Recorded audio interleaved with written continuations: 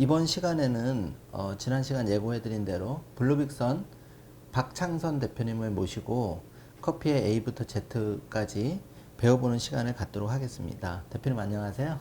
네, 안녕하세요. 네. 사실 커피도 이제 알고 마시면 되게 좋잖아요. 그래서 네네. 이번 시간을 준비했는데 3일 경제독립 TV 시청자분을 위해서 일단은 백지 상태라고 생각하고 커피의 A부터 Z인데 오늘 이제 A, B, C로 나눠서 한 20분씩 이렇게 이제 할애해서 좀 강의를 부탁드릴 건데요. 요번 A 시간에는 일단 커피가 무엇인지에 대해서 좀 한번 네네. 여쭤보고 싶어요. 예.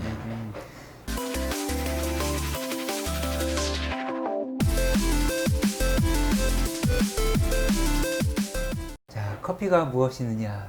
사실 커피는 하나의 식품이자 어떤 문화 상품이죠. 그래서 커피는 저는 어떤 시공간을 초월하는 그 종합예술, 네. 시간을 가지고 즐기는 음악, 그리고 공간이 있어야지만 즐기는 예술작품, 그 두 개를 합친 영화 같은 그런 종합예술이라고 저는 보거든요. 네. 당연히 커피를 즐길 수 있는 공간이 있어야 되고, 예. 그리고 커피를 즐기는 시간이 있어야 되고, 예. 이 시공과 공간을 아우르는 그런 하나의 작품이 바로 커피죠. 네. 그럼 대표님 지금 이제 커피를 보통 우리가 커피 뭐 예를 들어 스타벅스나 이디야나 커피 전문점에 들려서 그냥 단순히 커피 주세요 마시는 경우가 있고 요즘 또 그렇게 마시는 분도 있고 집에서 직접 이렇게 그 내려서 마시는 분도 많이 계시는 걸로 알고 있는데 그러면 원두가 좀 제일 중요하지 않을까 이런 생각이 들어요. 원두를 모든 좀 먹는 예. 거는 당연히 식재료가 가장 중요하죠. 그 좋은 원두를 고르거나 이런 방법이 있을까요? 아, 좋은 원두라 하면은 사실 비싼 원두와 싼 원두가 있고, 그리고 내 입에 맞는 원두와 내 입에 안 맞는 원두가 있습니다. 네. 정말 비싸고 좋은 커피도 내 입에 안 맞으면은 네. 그거는 무가치할 것이고, 정말 싸구려 커피도 내 입에 맞으면은 정말 좋은 커피고, 그러기 때문에 좋은 커피, 나쁜 커피를 고르기보다는 먼저 자신의 입맛과 선호도를 체크를 해서 자신의 입에 맞는 커피, 안 맞는 커피를 고르는 게 먼저 순서라고 생각하거든요. 아, 그럼 이제 자주 마셔보면서 내가 좀 다크한 게 맛있는지 신맛이 많은 게 아닌지 그것도 좀 구별을 해야 될 것 같고 또 이제 커피 종류도 뭐 아라비카도 있고 뭐 여러 가지 커피 종자라 그러나요? 그것도 좀 설명해 주시면. 아, 커피는 사실 그 종류로만 논하자면은 그 바닷가에 있는 모래알만큼의 종류가 많습니다. 그중에 일반인들이 네. 그 모든 종류를 다 알 필요는 없고, 가장 큰 대표적인 거로 커피는 우리가 보통 코페아 속에 있는 식물류를 전부 다 커피라고 해요. 네. 그럼 코페아 속 중에는 두 개의 종이 있는데, 그 두 개의 종이 CF에도 많이 나오는 아라비카, 네. 그리고 카네포라 종이 있습니다. 네. 이 카네포라 종은 흔히들 로부스타라고도 하고요. 예. 이는 예전에 우리네 그 인스턴트 커피, 네. 그리고 저렴한 커피에 많이 네. 쓰였고, 소비자 입맛이 고급화되다 보니까 최근에는 아라비카 커피로 많이 옮겨가고 있기 때문에 TV CF에도 나오죠. 우리는 100% 아라비카 커피만 사용하고 있습니다. 그래서 그렇게 나오는 거네요. 네. 그럼 아라비카 커피라고 해서 다 좋은 커피냐? 사실 그건 아니고요. 전 세계 커피의 약 70%가 아라비카 커피입니다. 그리고 로부스타가 약 30%고, 그러면 이 70%의 아라비카 안에서도 수많은 품종으로 나뉩니다. 네. 가장 대표적인 것으로 티피카, 네. 버번, 에임 등 네. 수많은 품종의 커피들이 있고, 이 중에서 고급 품종과 저렴한 품종이 좀 나뉘어지죠.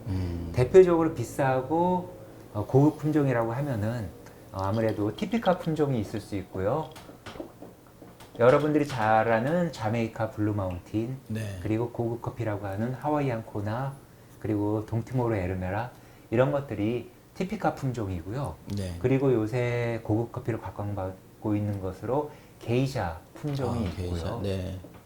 이 게이샤 커피는 파나마 에스메랄다 게이샤 등이 유명하고요. 네. 이런 고급 품종이 있는가 하면은 저렴한 품종들도 많이 있어요. 같은 아라비카라 하더라도. 네. 대표적인 것들이 카티모르, 그리고 카투라, 카투아이 등 저렴한 품종들이 있고요. 네. 이는 대규모로 경작하는 베트남이나 브라질 등에서 많이 보이고요. 네. 그 외에도 많은 품종, 네. 문도노고, 버본 등 수많은 품종이 있는데 예. 요새 소비자들한테 많이 오르내리는 품종으로는 티피카와 게이샤, 버본 같은 품종들이 많이 오르내리고 있는데 소비자들은 사실은 품종보다는 원산지에 많이 집중을 하시는 것이 더 편해요. 이러한 품종은 식물학자들이나 저희 같은 생산자들이 관여할 부분이고 이것보다는 산지, 네. 예를 들어서 나는 예가체프가 생산되는 에티오피아가 좋아.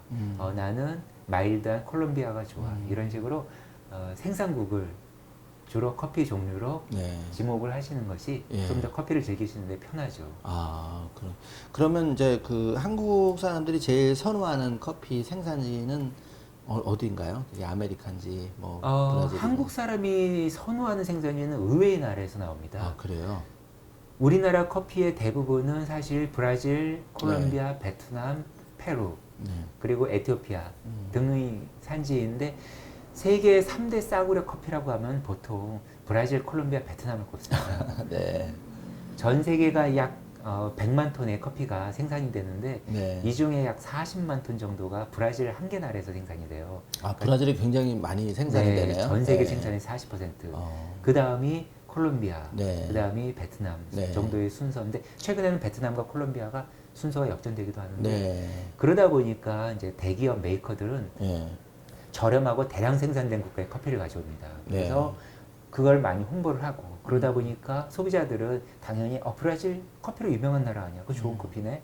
콜롬비아 유명한 커피 아니야? 이렇게 해서 많이 소비를 하게 되는데 네. 실질적으로 그 나라들의 커피들이 고급 커피는 아니에요. 네. 그리고 한국인의 입맛에 맞는 커피도 아니고 아. 굳이 한국인의 입맛에 맞는 커피가 통계적으로 수치가 나온 건 없는데 네. 제 개인적인 견해로는 중남미 국가 중에서는 과테말라 커피가 한국인 입맛에 가장 잘 맞습니다. 아, 과테말라 커피가. 네. 네. 그리고 아프리카 커피 중에서는 루안다 커피가 한국인 입맛에 가장 잘 맞고요. 네. 그리고 남태평양 국가 커피 중에서는 동트모르 커피가 가장 잘 맞고요. 예. 이 세 나라 커피의 특성을 보자면은 밸런스가 좋고 그리고 어떤 특별한 산미나 특별한 꽃향기를 내거나 이렇다기보다는 단맛이 좋고 편안하고 약간 다크하면서 마일드한 이런 네. 류의 커피가 한국인에 잘 맞는 것 같아요. 아, 그러면 이제 그 좀 더 세부적으로 우리가 그냥 스타벅스나 뭐 타멘탐스나 일반 이디야 커피점에 가서 원두를 구입한다, 그 커피를 마신다 그러면 일단은 커피 이제 대표님 말씀대로 산지나 또 그 다음에 이제 뭐 이렇게 로스팅을 좀 진하게 한다든지 이런 거 구분을 해서 마셔보고 자기한테 맞는 거를 선택하는 그런 쪽으로 가는 건가요? 사실 우리나라 커피 문화가 너무 네. 짧은 시간에 급격히 보급화돼서 타멘탐스니 카페베네니 이런 메이저 커피 회사를 가서 자기가 원하는 산지의 커피를 맛보기는 힘듭니다. 네. 사실 메이커에서 제공하는 커피를 비판 없이 그대로 받아들여야만 되는 그런 실정인데 그것보다는 여러 산지를 취급하는 요새 나름대로 자신만의 이름을 걸고 판매를 하는 커피숍들이 있어요. 그리고 일반 커피숍들 외에 프랜차이즈 중에서도 고급화된 프랜차이즈들이 있습니다. 스타벅스로 치자면 스타벅스 리저브드, 그리고 타멘탐스로 치자면은 타멘탐스 블랙, 타멘탐스 칼립소 팩토리 이런 곳에서는 자신이 원하는 산지를 고를 수가 있어요. 그러면은 그런 데서 여러 가지 커피들을 다양하게 즐겨보시고 자신의 입맛에 맞는 커피를 찾는 것도 하나의 방법이 되겠죠. 예. 요즘 참 젊은 분들은 또 굉장히 취향이 세분화되면서 뭐 디저트까지 또 커피 종류도 다양하게 즐기시는 것 같고 조금 이제 그런 거는 각자의 그 노력에 따라서 좀 더 맛있는 커피를 먹을 수 있는 그게 이제 기술이나 이런 게 좀 더 네네. 달라지겠네요. 예. 그렇죠. 그럼 대표님 어쨌든 이제 그 우리가 초보자 수준에서 커피를 이제 조금 이렇게 어떻게 잘 마실지를 한번 알아봤고 그러면 이제 이론적이긴 하지만 우리가 이제 커피는 생두를 해가지고 다시 이렇게 껍질을 벗긴다고 할까요? 그렇게 하는데 어떤 게 이제 최상급 원두로 들어갈까요? 그러니까 이제 그러니까 좀 사과로 말하면 색깔이 예뻐야 된다든지 아니면 그런 어떤 구분이 있나요? 자, 먹는 음식은 다 동일하다고 보시면 됩니다. 예, 예. 커피도 다른 과일하고는 달리 과육을 먹지는 않고 그 안에 씨앗을 먹지만 네. 평가하는 기준은 다 비슷하겠죠. 일단 당도가 높은 것이 좋을 테고요. 그리고 육안으로 봤을 때는 모양이 균일하고 네. 그리고 알이 큰 것이 보편적으로 더 좋을 것이고요. 그리고 저희 같은 전문적인 감정사들은 컵 점수라고 네. 커피를 맛을 보고 평가를 해서 점수를 매깁니다. 그렇지만 일반인들이 그렇게 하기는 어렵기 때문에 네. 그 보편적으로는 커피 원두의 외향, 색이 균일하고 그리고 커피숍에서 그 그라인더에 담겨 있는 커피를 봤을 때 유난히 휜 것들이 있어요. 그런 것들이 많이 없는 것. 이런 거는 로스팅을 하면서 갈 변화가 일어나지 않은 것들이거든요. 그 달고나 같은 원리라고 보시면 됩니다. 예. 커피 열매 안에 환원당이 부족하기 때문에 그 열을 받았을 때 캐러멜라이징 현상이 일어나지 않아서 원두 색이 못 변한 건데 이걸 이제 전문적인 용어로는 퀘이커라고 하는데 이런 퀘이커가 없거나 적은 것 그리고 모양이 균일한 것 네. 그리고 썩거나 벌레 먹거나 깨진 것이 없는 것 그걸 결점도라고 하는 그렇죠. 거죠. 네. 결점들이 그런 게 없는 없는 거. 예. 이런 것이 일단 좋은 커피라고 볼 수 있죠. 예. 대표님은 아무래도 블루빅생 커피 같은 경우에는 동티모르 산지에서 직접 그 자연 천연으로 재배도 아니고 그냥 그 산지에서 나는 거를 네네. 한 6월인가요? 그게 이제 수매철은 7월입니다. 7월에 이제 해서 7월에 그러면 그거를 뭐 그 어떻게 이렇게 좀 껍질을 까야지 이제 그게 추출이 되는 거라고 들었는데 어떤 방식으로 그게 이루어지나요? 물로 세척하는 것도 있고 뭐 여러 가지. 커피의 생산 방식은 예. 사실 여러 가지가 있어요. 예. 커피 체리를 그냥 먹지 않고 속에 있는 씨를 먹기 때문에 예, 예. 그 체리에서 씨로 변환하는 과정에서 여러 가지 기술적인 테크닉이 있습니다. 네. 그게 커피 프로듀서의 노하우고 기술이고 거기 관련해서는 제가 책도 출판을 한 적이 있는데 네. 예, 지금 여기 보시는 바리스타 그 이전 이야기. 커피가 바리스타 손에 들어가기 전에 어떤 과정을 거쳐 생산되는가를 네. 제가 책으로도 쓴 바가 있는데 여러 가지 기술적 공정이 거칩니다.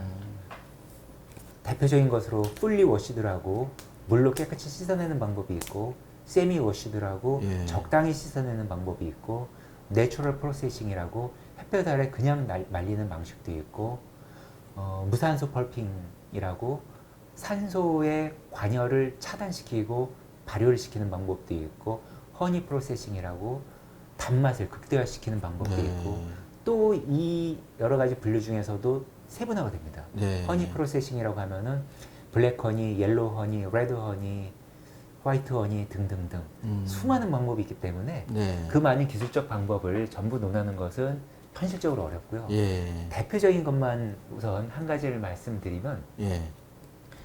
커피 원두, 커피 체리의 껍질을 벗겨냅니다. 예.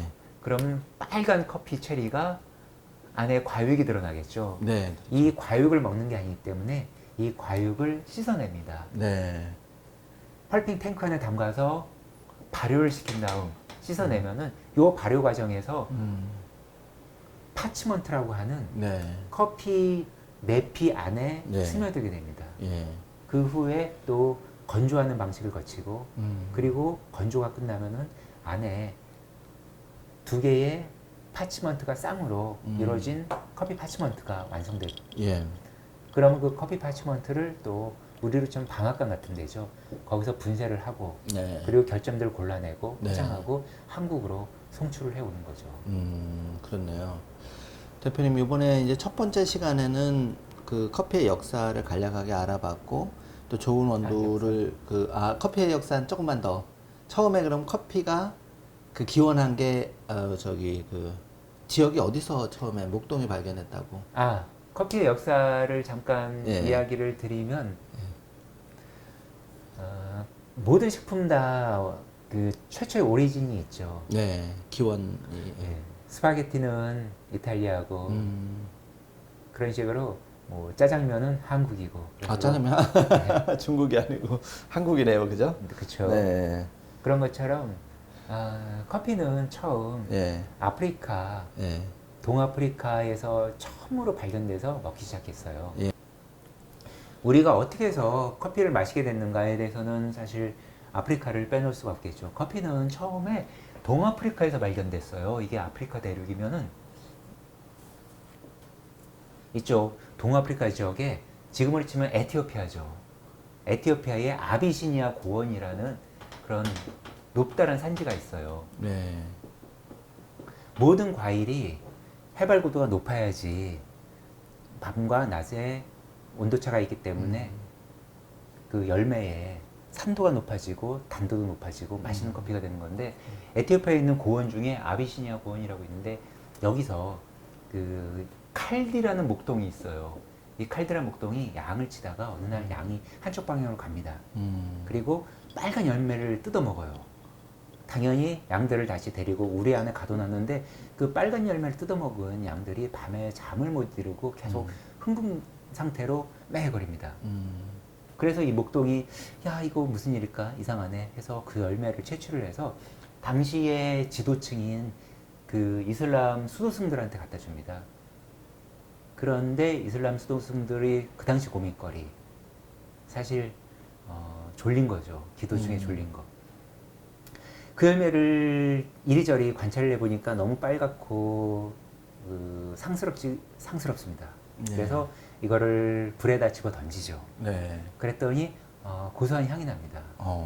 그래서 이놈 봐라. 그래서 물에 내려서 한번 마셔봤어요. 그랬더니 네. 본인들의 가장 큰 고민거리, 졸린 거. 그게 싹 해결되고 그 양떼들처럼 밤에 잠이 안 오는 겁니다. 그래서 야 이거는 우리가 마셔야 되겠다. 이렇게 해서 커피를 마시기 시작했다는 게 칼디의 기원이라고 그래도 전설이지만 정설에 가까운 전설로 보고 있는 커피의 기원이고 이외에도 다음으로 좀 유명한 전설 중에 오마르의 전설이라고 있어요. 오마르라는 그 당시 아랍계의 의사가 있는데 사람 병을 너무 잘 고치다 보니까 그 왕의 노염을 샀습니다. 인기를 끌다 보니. 물론 뭐 공주랑 바람이 나서 왕의 노염을 샀다는 설도 있는데 어쨌든 추방당해서 이쪽 에티오피아 지역을 여행하다가 새가 빨간 열매를 쪼아 먹고 기운을 차리고 날아가는 것을 봤어요. 아, 이거 뭔가 있는 것 같다. 그래서 다려 먹었더니 힘이 나는 겁니다. 그래서 이걸 가지고 본국으로 돌아가서 사람들이 마시고 기운을 차릴 수 있게끔 해서 다시 왕의 사랑을 독차지했다는 그런 전설이 있고요. 그 외에도 많은 전설이 있는데 어쨌든 주목하는 것은 커피의 맛, 향 여기에 주목하는 게 아니라 카페인의 각성 효과에 주목됐다는 거죠. 커피의 각성 효과 때문에 인류도 처음으로 커피를 마시기 시작했고요. 그 기원은 여러 가지 설에 따라서 기원 전으로도 흘러 들어가지만 그래도 가장 보편적으로 얽히는 거는 7, 800년 전, 약 12, 13세기경을 그 커피의 기원으로 보고 있어요. 아, 그렇네요. 네. 이게 그 커피가 아무래도 그렇게 발견됐을 때 그런 에피소드가 있고 이게 이제 그러면 타 음료 예를 들어서 포도주하고 커피랑 비교했을 때는 좀 어떤 차이가 있을까요? 포도주나 커피 같은 경우는 사실 역사적 발원 자체가 다르고 커피가 처음 발견됐을 때 이슬람 국가는 그 술을 금했죠. 네. 그렇기 때문에 커피는 훌륭히 술을 대체할 수 있는 음료가 되었고 그리고 커피는 지금 당연히 기독교 문화권에서 훨씬 더 많이 마시지만 원래는 이슬람 음료였고요. 이 이슬람 음료가 기독교권으로 넘어가는 데는 포도주처럼 편하게 넘어간 게 아니라 여러 가지 에피소드를 많이 가지고 있죠. 이게 아프리카 대륙에서 그 당시 교역의 중심지인 이 아라비아 반도, 예멘으로 넘어갔습니다. 네. 그때 항구로 대표적으로 유명한 커피 항구로 모카가 있었고요. 그 이름을 따서 지금도 그 초코 시럽이 들어간 달달한 커피를 모카 커피라고 이야기를 하고 있고요. 이 예멘으로 넘어간 커피는 당시 유럽에서 가장 무역이 흥한 이탈리아 남부의 베네치아 무역 항로를 통해서 또 베네치아로 넘어가죠. 네. 자, 이렇게 기독교 문화권에서 쉽사리 이슬람 문화의 음료를 받아들일 리가 없죠. 예. 그래서 이건 이교도의 음료다. 예. 그래서 박해를 했고 못 마시게 했고 근데 마셔보니 이 커피의 황홀함을 잊을 수는 없겠죠. 그래서 급기야는 교황 요한 클라멘테인 8세가 커피에 세례를 내리고 그동안 이슬람 국가에서 저질렀던 그들이 표현대로 한 갖은 악행을 다 용서를 해줍니다. 예, 세례까지 커피는 내리고. 교황으로부터 세례를 받았어요. 대단한 음료네요. 클라멘테인 8세로부터 세례를 받고 비로소 기독교 국가에서 편하게 마실 수 있는 음료가 됐죠. 예. 아무래도 그 대중들이 그 수요, 그 사랑하는 음료는 결국은 박해를 받더라도 언젠가는 이렇게 대중 속으로 들어갈 수밖에 없고, 그러면서 커피가 굉장히 그 큰 힘을 가지고 있는.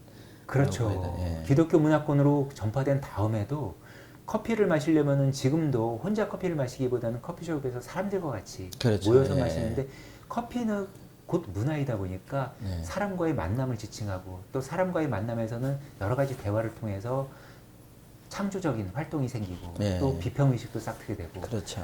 유럽의 커피가 전파된 17, 18세기에는 근대 왕권으로부터 시민사회의 예. 이런 사상이 싹트던 시점이라서 예. 사람들이 커피하우스에서 모이면 당연히 당시 시대에 대한 비판론이 싹트게 마련이겠죠. 그렇기 때문에 그런 전제 군주 세력의 왕의 입장에서는 당연히 커피를 못 마시게끔 해야 돼요. 모이는 걸 그래서 싫어하고 막 이렇게 그렇죠. 통제를 해야 되니까. 그래서 예. 많은 박해가 있었어요. 심지어는 터키에서는 커피를 마시는 사람이 첫 번째로 발각되면은 곤장을 때리고 두 번째로 발각되면은 자루에 묶어서 바다에 빠뜨려서 죽이는 형벌에까지 이르게 됐는데, 실질적으로 이 형벌이 시행돼서 수많은 사람이 죽었던 역사적 기록이 있습니다.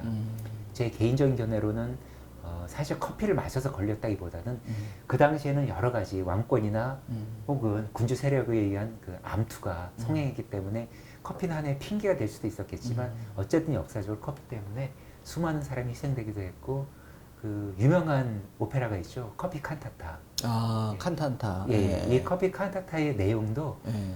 그 재상의 딸이 네. 나에게 하루 3잔의 커피를 마음껏 마시게 해줄 수 있는 사람이 있으면 나는 그 사람과 결혼하겠다. 아버지랑 싸워가면서 이야기하는 내용이 커피 칸타타의 내용입니다. 그래서 당시에는 커피를 못 마시게 함에도 불구하고 네. 자연적으로 예. 커피를 마시게 되는 문화가 형성되고 오늘에 이르는 거죠. 네.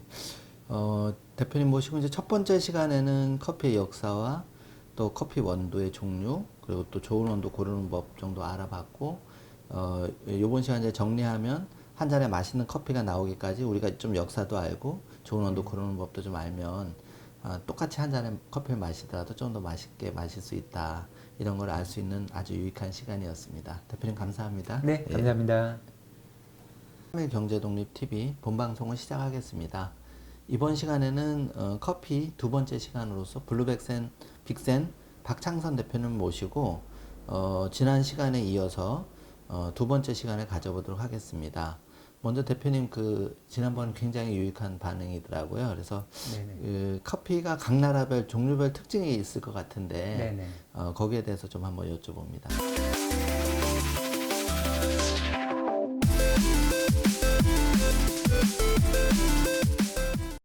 네네. 일전에 말씀드렸던 것처럼 커피에 다양한 종류가 있는데 어떤 품종이나 그런 것보다는 생산지별로 주목하는 게 훨씬 더 도움이 될 거라고 말씀을 드렸는데요.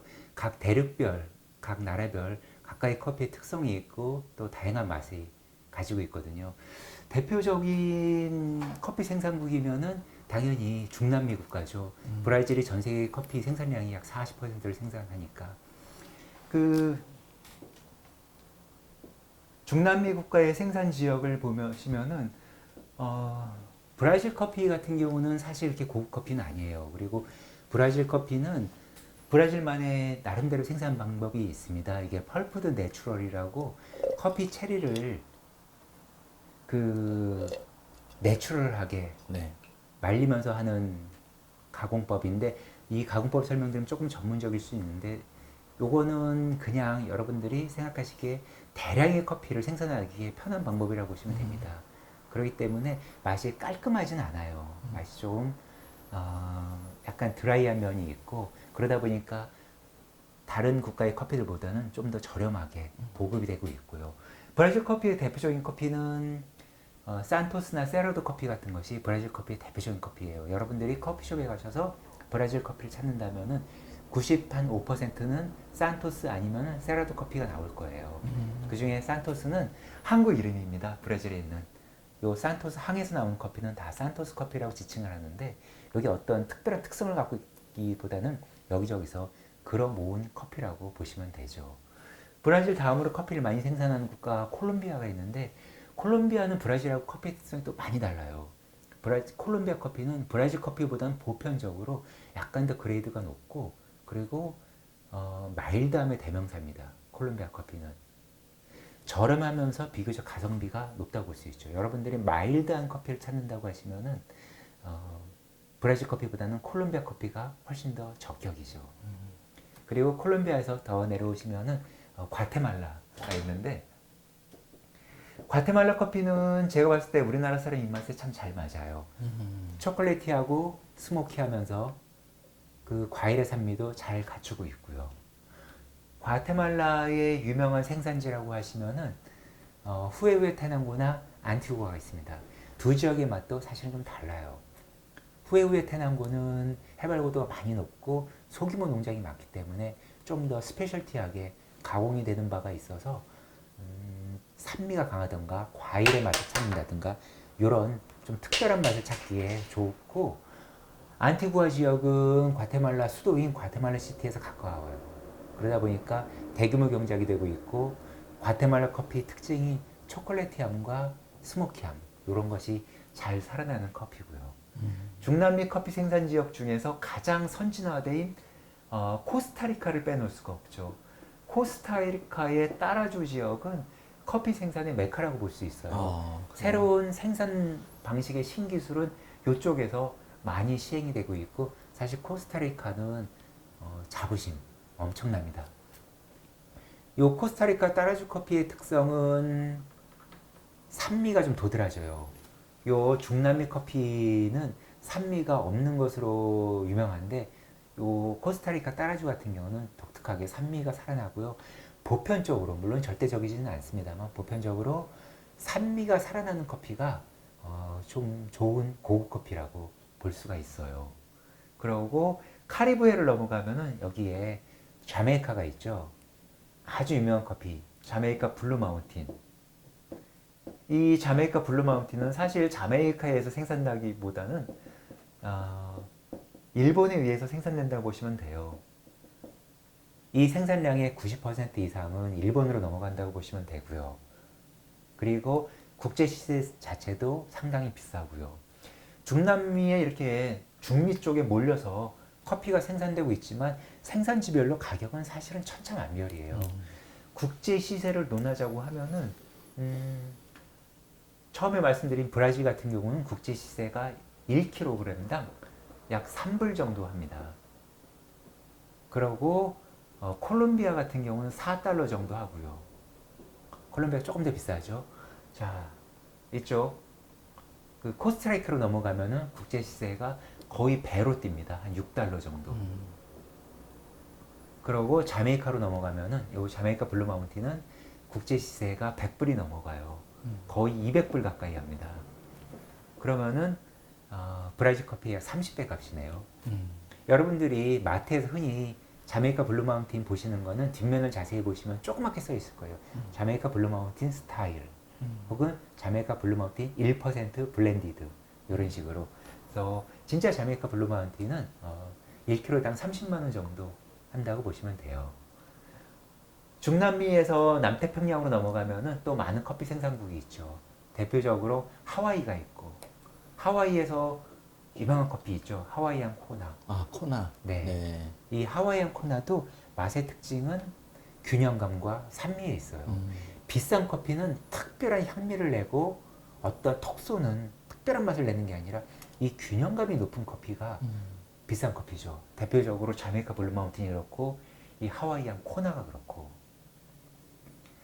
하와이안 코나도 국제 시세는 100불이 넘어가죠. 비싼 굉장히 커피입니다. 비싸네요. 네. 네. 이게 그 세계 3대 커피라고 일컫고 있죠. 아까 말씀드린 자메이카 블루 마운틴 그리고 하와이안 코나 그리고 앞으로 설명드릴 예멘의 모카 마타리 이렇게 세 가지를 세계 3대 커피라고 일컫습니다.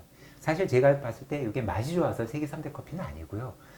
자메이카는 당연히 일본의 영향이 컸을 테고요. 하와이안 코나는 당연히 미국의 영향이 컸을 테고요.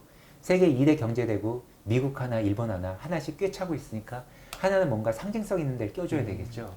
그러다 보니까 제가 저번 시간에 말씀드린 커피, 그 에티오피아에서 발현돼서 예멘 지역으로 넘어가서 모카가 커피향의 대명사로 아직까지도 유명하고 있죠. 그러니 커피의 역사와 전통을 자랑하는 예멘을 하나 정도 껴줘야 되겠죠. 그래서 예멘 모카 마타리 해서 세계 3대 커피로 일컫고 있어요. 이 하와이에서 옆으로 넘어가면 또 유명한 커피 산지 파푸아뉴기니가 있습니다. 파푸아뉴기니도 역시 균형감으로 유명하고요. 그리고 파푸아뉴기니 옆으로 가면 동티모르가 있고요.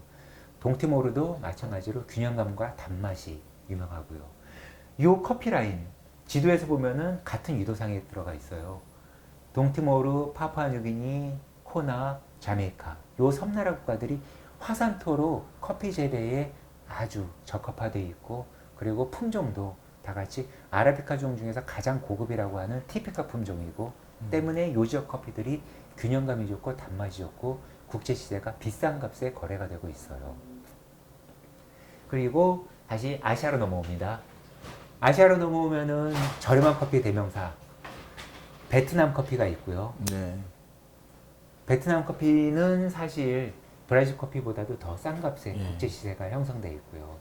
그리고 그 옆에 라오스, 캄보디아, 미얀마 모두 커피 생산국들인데 이런 나라들은 사실 아라비카보다는 로부스타의 생산량이 남아요. 네. 많아요. 그러다 보니 좀 더 저렴한 커피 생산 지역이라고 볼 수가 있죠.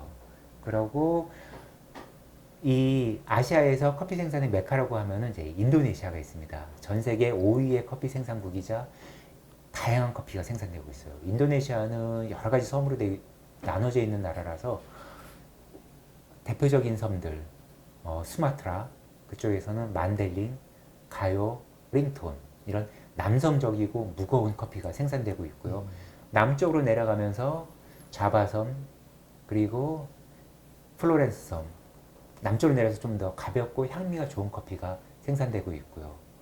그리고 인도네시아 중에서 그 토라자가 생산되는 지역은 유럽의 황실 커피로도 유명한 생산지고요.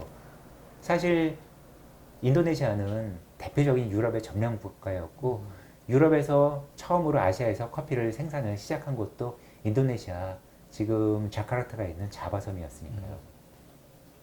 자, 아시아 커피에서 다시 아프리카 커피로 넘어가게 되면은 아프리카는 정말 다양한 커피가 생산되고 있죠.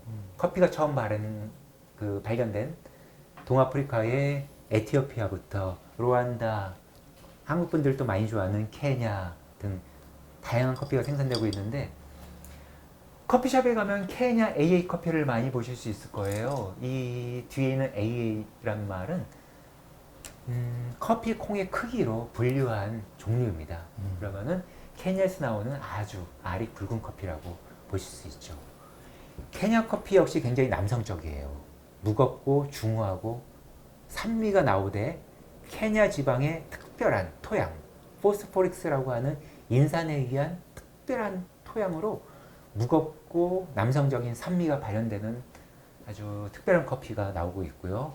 케냐에서 위로 올라가면서 좀 더 가벼운 커피가 나옵니다.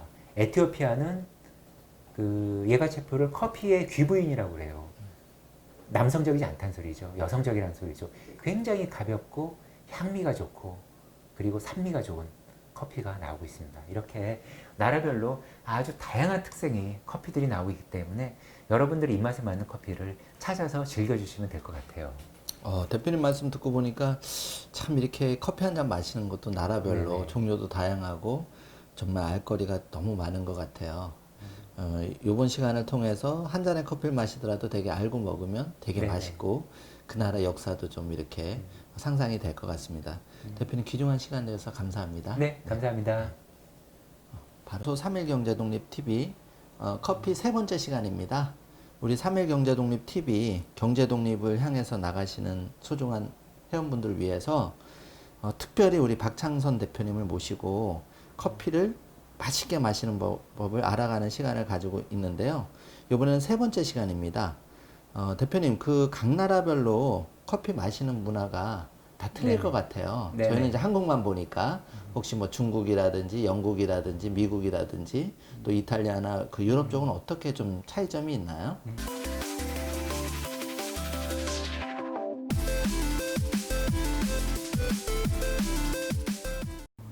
사실 예전에는 각 나라별로 커피 마시는 문화가 굉장히 달랐어요. 그렇지만 지금은 이제 글로벌 프랜차이즈 기업의 덕분으로 각 나라마다 메뉴가 거의 동일시되고 그리고 똑같은 제품들이 공급이 되고 있는데 사실 전통적으로는 마시는 방법들이 다 다르죠.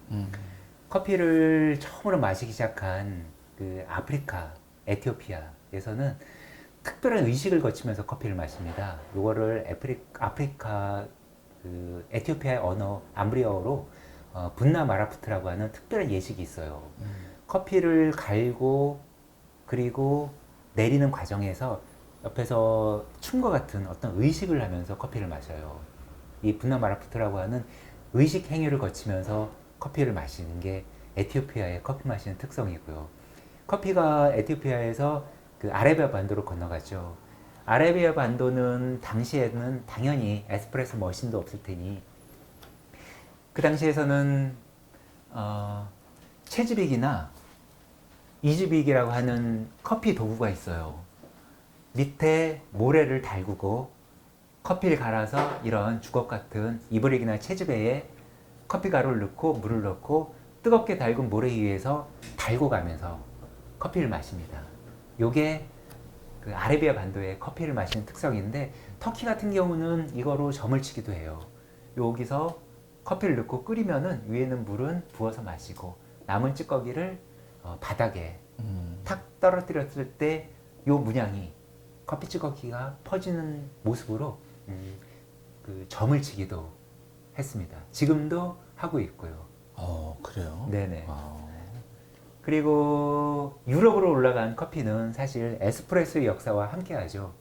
이탈리아에서 에스프레소를 처음 마시기 시작했는데 에스프레소 머신이 발명된 지는 사실 얼마 안 돼요. 지금 같은 에스프레소 머신은 베제라사에서 약 200년 전에 만들었는데 사실 그 전에도 수증기나 다른 압력으로 그 압력을 가해서 커피의 기름 성분을 빼내는 그런 크레마라고 하는 기름이 떠 있는 에스프레소를 즐겼죠. 이렇게 유럽에서 즐기던 에스프레소는 미국으로 넘어가면서 또 전혀 다른 방식으로 즐기게 됩니다. 미국 사람들은 실용화에 눈을 떴고 그리고 편하게 캐주얼하게 커피를 마시다 보니까 에스프레소를 진하게 마시기보다는 마치 우리나라 사람들 보리차 마시듯이 편하게 아무 때나 갈증을 해소하면서 즐기고자 했기 때문에 여기에 물을 많이 부어서 희석해서 마시기 시작했어요. 유럽에서는 당시엔 그렇게 안 마셨기 때문에 저거는 미국 놈들이 마시는 방법이야. 그래서 아메리카노라고 이름 짓게 되었죠. 그래서 보편적으로 미국인이 즐기던 아메리카노를 지금은 전 세계에서 같이 즐기게 되었고요. 한국에 건너온 커피는 최초에는 머신이 상용화 안 됐기 때문에 지금의 드립 커피와 비슷한 방식으로 내려서 마시게 됐죠. 그랬다가 그 문화는 금방 없어지고 맙니다. 왜냐면 6.25 전쟁이 터졌고 그리고 미군들에 의해서 인스턴트 커피가 보급됐죠. 그래서 한국은 사실 인스턴트 커피의 왕국이었죠. 우리가 20, 30년 전만 해도 해외여행을 떠났다 들어오는 사람들은 당연히 외국에서 그 솔루블 커피, 물에 녹는 맥심을 한 통씩 사서 친척들한테 하나씩 돌렸고요. 우리나라가 이렇게 인스턴트의 왕국이 되다 보니까 세계 최초로 믹스 커피를 만든 나라가 바로 우리나라고 그 회사가 동서커피입니다. 그래요? 네. 자부심을 굉장히 가져도 되네요. 예, 인스턴트 커피에 관한 자부심을 가져도 한때 동서커피 주가가 엄청나게 많이 올라서 가치주 또 하시는 분들이 많이 담았던 기억이 그랬죠. 네. 사실 지금도 커피 산업에 있어서 동서식품의 입김은 무시할 수 없고 예, 식품 제조업 중에 커피 관련 법규는 동서에서 제정한 데에도 과언이 아닐 정도로 동서의 영향력은 사실 엄청납니다. 제가 이렇게 대표님을 이렇게 만나서 커피를 배우다 보니까 거기에 대한 디테일한 얘기도 이렇게 알게 되네요. 네. 예. 그렇게 즐기던 인스턴트 커피가 우리나라 사람들도 좀 더 커피에 대해서 알게 되면서 또 인스턴트 대신 다시 원두커피를 즐기는 문화가 확립이 되고 있고요. 지금 현재 우리나라는 커피숍, 공식적인 커피숍의 개수만 7만 개가 넘어서고 있어요. 여기에 커피숍은 아니지만 커피를 파는 곳까지 합치면은 15만 개를 육박하고 있고요. 그렇지만 아직까지 우리나라 커피 소비는 선진국에 따라가지 못합니다. 우리나라 국민 1인당 1년에 커피를 약 2kg을 소비를 해요. 이게 일본으로 건너가면 약 3kg를 소비를 하고 미국으로 건너가면 4kg를 소비를 하고 북유럽으로 넘어가면 7kg 이상을 소비를 합니다. 아직 우리나라 커피에서 원두 커피 소비량은 더 늘어날 여지가 충분하고 지금도 많은 사람들이 그 믹스 커피보다는 커피를 내려서 즐기는 방식을 찾고 있습니다. 아마 다음 시간에는 집에서 편하게 커피를 내리는 핸드드립이나 여러 가지 방법으로 내리는 방법을 한번 이야기할 수 있는 기회를 가질 수 있을 것 같아요. 정말 기대됩니다. 네. 나도 바리스타라는 주제로 해서 네네. 요즘은 이제 그 일반 커피 매장에서도 그런 머신을 활용해서 내리는 방식이 대부분인데 커피 애호가들이 좀 늘어나면서 직접 내려서 마시거나 뭐 블루보틀이라든지 우리나라에서도 몇 가지 브랜드가 직접 이제 핸드드립으로 하는 데가 또 인기를 끌고 있잖아요. 네네. 그런 거를 이제 대표님 통해서 다음 시간에 한번 네네. 알아보는 것도 굉장히 재밌을 것 같아요. 네네. 근데 맛배기로 네네. 그렇게 이제 저기 머신을 이용해서 내리는 거 하고 핸드드립으로 내리는 거 분명히 차이점이 좀 있습니까, 대표님? 살짝. 차이는 아주 극렬하게 있다고 보시면 돼요. 아, 그래요? 일단 내려지는 커피의 성분 자체가 다릅니다. 어. 머신으로 내려지는 커피는 대기압의 9배의 압력으로 짓누르기 때문에 커피에 있는 고형 성분들이 추출되면서 기름 성분이 같이 추출이 됩니다. 그렇지만 핸드드립으로 내리는 커피는 대기압 그 9.8m/s 제곱의 물이 떨어진 속도로만 커피를 뽑아내리기 때문에 수용성 성분밖에 추출이 안 돼요. 그래서 에스프레소 즉 머신으로 내리는 커피는 두껍게 끓레마라고 하는 기름층이 드리워지고 핸드드립으로 내리는 커피는 맑고 깨끗한 수용성 성분만 추출되기 때문에 무게감이나 바디감도 다르고 맛도 전혀 다른. 그렇기 때문에 사실 어느 커피가 더 좋다가 아니라 자기의 취향에 맞는 또 환경에 맞는 추출 방법을 선택을 하면 되는 겁니다. 그러면은 좀 더 힌트를 주셔서 예를 들면 그렇게 되면 어느 게 좋다고는 호불호는 갈릴 건데 네네. 어쨌든 영양 같은 성분에는 좀 차이가 없나요? 그렇게 급속하게 머신을 활용해서 내리는 커피는 열량이 거의 없다고 보시면 돼요. 아. 왜 그러냐면은 물론 식물이긴 하지만 열량이라고 하면 탄수화물에서 나오는데 식물이긴 하지만 탄수화물의 고형 성분들이 물에 녹는 부분만 추출이 되기 때문에 실질적으로 커피에는 거의 열량이 없다고 해도 많이 마셔도 그럼 살은 찌지는 않는다고? 예, 커피 마셔도 살찌지는 않습니다. 아, 그래요? 굳이 영양소를 논하자고 하면은 그래도 핸드드립보다는 에스프레소 기계로 내리는 것에 조금은 더 많은 고형 물질과 영양분이 있다고 볼 수가 있죠. 다이어트 좋아하시는 분은 오히려 핸드드립으로 내려서 마시는 게 좀 더 낫다고 볼 수 있겠네요. 머신으로 내린다고 해서 열량을 논할 정도의 고형 성분이 추출되지는 않습니다. 네.